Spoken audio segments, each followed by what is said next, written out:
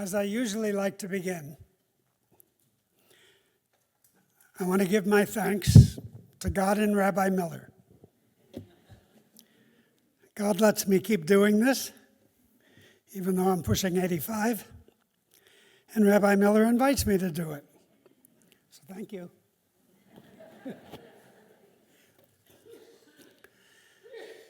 Bless you. So this fellow, excuse me, some water up here. Great, just leave it on, thanks. So I got this phone call, and this nice fellow called me. I've got to give him a name. Let's call him Marty.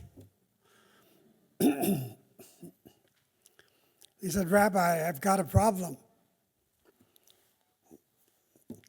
I know the service is Monday night, and you're giving the sermon. Yes, I said, and what's the problem? Monday night football.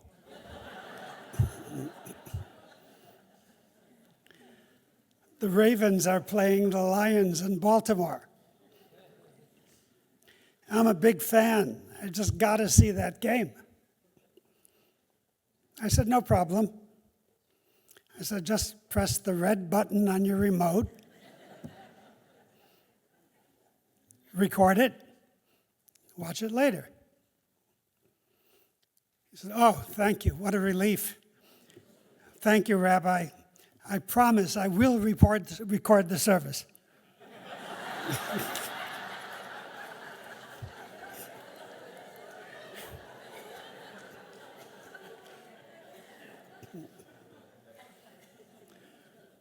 But you all chose to be here tonight in our beautiful sanctuary and those online. Live stream is COVID's gift that keeps on giving.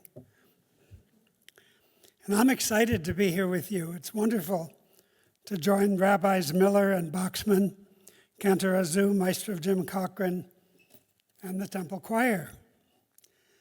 It's such a beautiful feeling. So the old year is behind us. A fresh one lies ahead. And frankly, we could all use a slightly better year than this one. So I offer this blessing. Yehi ratzon milfanecha, Adonai Eloheinu v'Elohei avotenu, shatchadesh aleinu shana tova u'metuka. May it be thy will, O God and God of our ancestors, to renew us. Give us a good year, a sweet year. God's blessings be on you and those you love for a year of health and peace for us, for Israel, for all the world.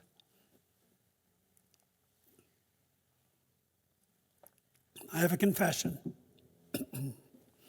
It took me forever to start writing this sermon. Rabbis across America are very anxious tonight. It is a daunting prospect to deliver any message at all in today's superheated environment. Violence, as we've just seen, replaces disagreement. Any rabbi saying anything political this year will wind up talking to half the congregation. So if you're looking for political answers, you won't get any. Besides, it's not our job. It seems to me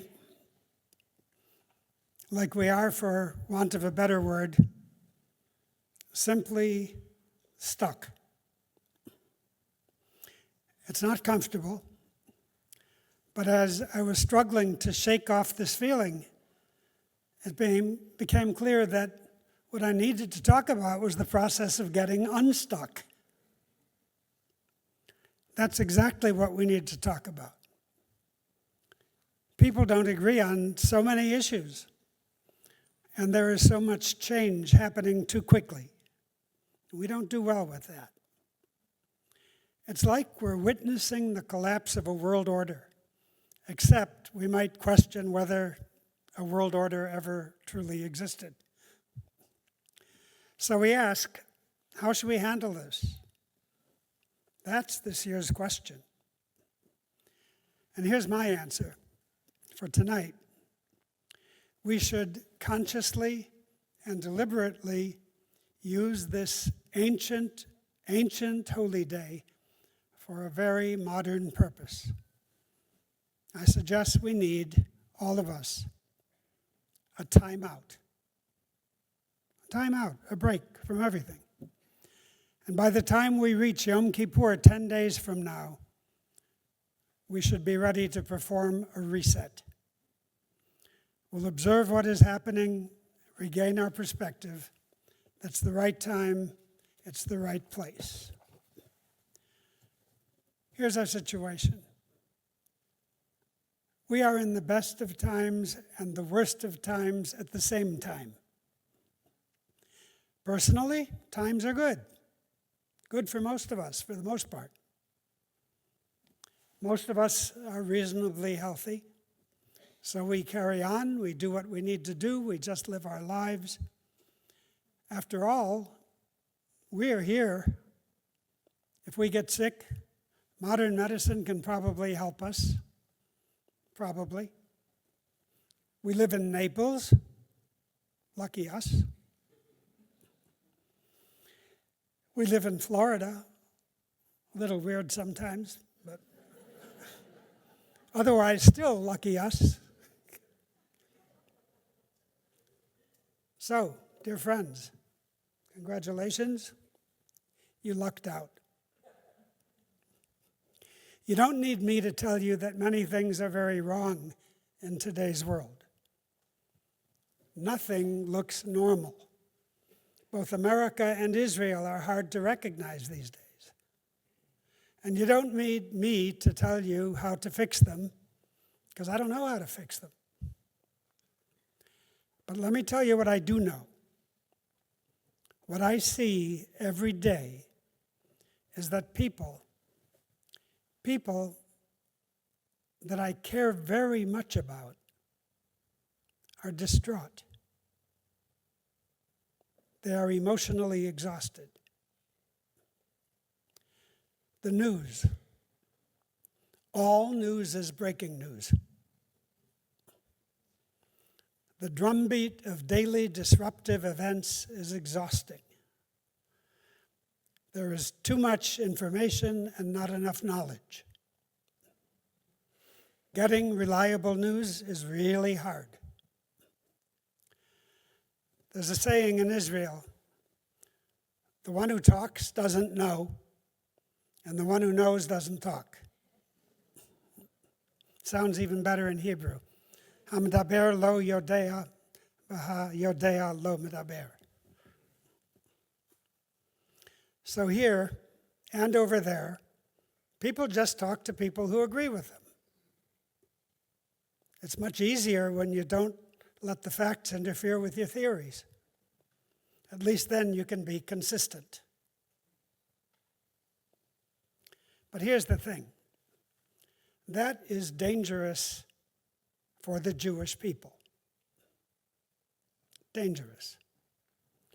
There is a shocking spike in anti-Semitism you heard about in Port Charlotte this morning. I remember reading William Shirer's Rise and Fall of the Third Reich when it came out in 1960. And my reaction was it could never happen here. But, I was raised in Buffalo, where my world was very simple. The streets were named after trees. The big war was over. Eisenhower was president from the time of my bar mitzvah until I was in college.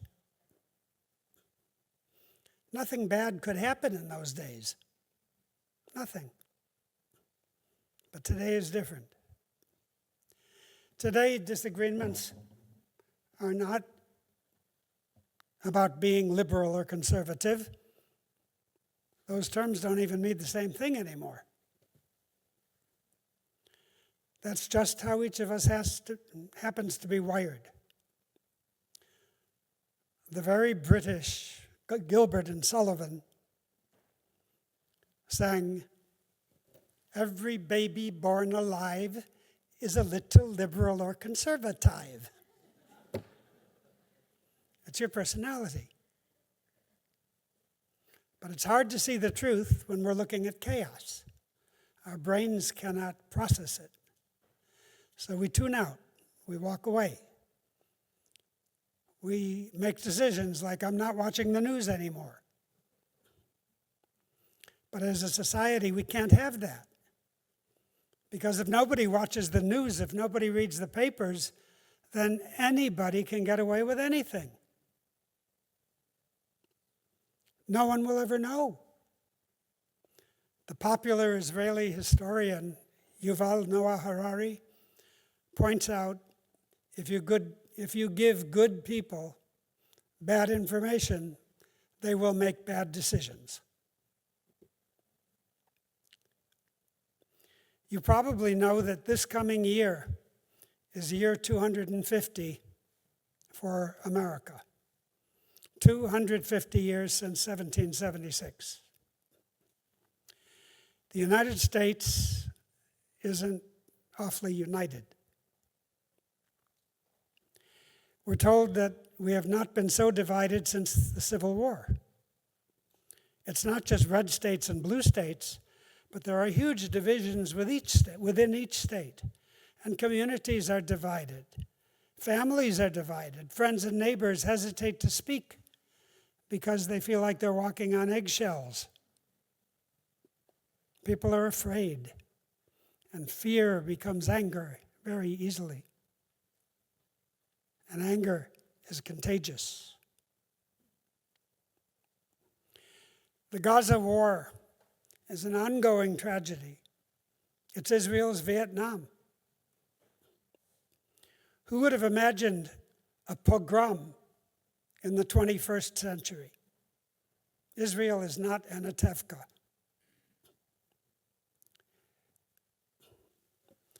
How could it happen?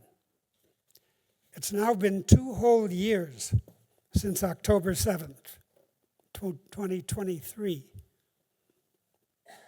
And it's bad for Israelis as well as bad for Palestinians. So many Palestinians have died, but I don't believe anything that the so-called Gaza Health Ministry says. But we know it's a lot. 900 young Israeli soldiers have died fighting in Gaza. Hostages are still languishing in the tunnels. And all of Israel is in mourning. It is ripping them apart. Millions of Israelis are on the streets chanting, "Just end it now." It's become immoral, un-Jewish, and unjustifiable. But others remind them that Hamas is still there, still in power, ready to regroup and repeat. We remember when Hamas was elected, the world celebrated a free Palestinian election. Hamas used democracy to gain power. Then it did away with democracy. And they don't care if their own people suffer, just so long as the world blames Israel. So Israel then has to choose whether to be a Jewish and democratic state or accept the role of a tiny modern-day Sparta fighting for its life. And either way, there are consequences. And of course, we feel their pain.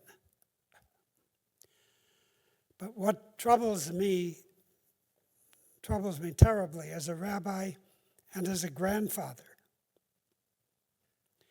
is that it's messing with our young people. their self-respect, their sense of pride, their confidence in themselves as American Jews. That's what breaks my heart. And the colleges and universities sure don't help very much. Kids need to be comfortable in their own skin. I worry about that. We can't afford what it's doing to them. And a new kind of American Judaism could take shape. A Judaism that holds Israel at arm's length, not within our loving embrace. And that weakens us terribly. And I want to tell you why. Here's why. There are over 8 billion, with a B, 8 billion people on this planet, of whom only 16 million, with an M, are Jews. That is 0.2% of the world's population. 0.2%. We are just 2.5% of America, about 6.8 million. And strangely, the exact same number as Mormons in this country. Israel has more Jews than we do, 7.9 million against our 6.8. So consider this. Do you think either side can afford to cut itself off from the other? So when you hear things like, I'm Jewish, but I'm anti-Israel. I'm Jewish, but I'm not a Zionist. It's not quite how it works. If you criticize an action of our government, does that make you anti-American? If you honestly believe we are behaving irresponsibly, should you not be critical if you love America? Or if you think we're on the right track, you should obviously defend it. Good citizenship requires patriotic vigilance. But as Americans, we need to disagree better than we do now. When the Constitutional Convention adjourned in 1787, a prominent Philadelphia socialite named Eliza Powell asked Benjamin Franklin, "So, Dr. Franklin, is it a republic or a monarchy?" Franklin replied, "It's a republic if you can keep it." Similarly, when you think Israel is making bad decisions, it doesn't make you anti-Israel. Although, personally, I wish that everybody who wants to criticize Israel should definitely do it, but they should do it in Hebrew.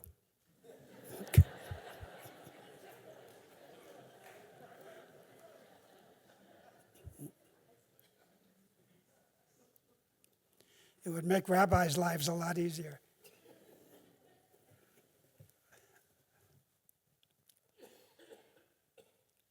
And what about Zionism? To be a Zionist today means you love and you care about the land and the people of Israel. Come on, admit it, you do care. Even when you're upset with them. On college campuses, anti-Zionism is the call for the destruction of Israel. How is that not anti-Semitism? Look, I'm not here to depress you. I have some good news. With all the things you can't do anything about, which is a lot of things, with everything that makes you feel helpless, there's one thing you can do, and it's about tonight. Please recognize that these High Holy Days are not just an obligation to show up. They're actually good for you. They're beautiful, and religion is the poetry of life. Consider this, you are also part of a miracle. That miracle is that we're here at all. By all odds, historically, we shouldn't be here. I'm speaking of everything that could have happened along the way to one of your ancestors, a grandparent, a parent, even you, and that didn't happen.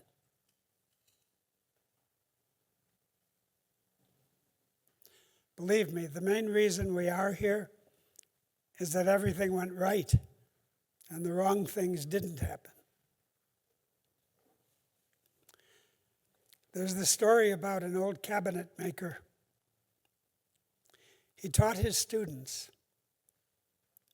when you make something out of wood, make it beautiful to honor the tree from which it came. Tonight we're honoring the life of our tree that we came from. So we treat it with respect and with pride. And we have to be worthy of the past that landed us here. We've got something special, you and I. Whether Jews by birth or Jews by choice or fellow travelers, we are not the last, we are just the latest installment. But we draw strength from it, and endurance and perseverance and inspiration, as our people have always done. But we also need to own it. We can't just sit here and be spectators. A wise philosopher once observed that nobody ever washed a rented car.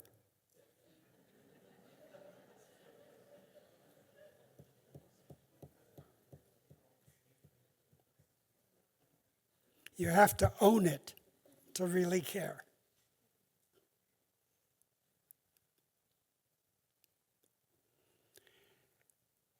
Same thing goes for your spiritual life.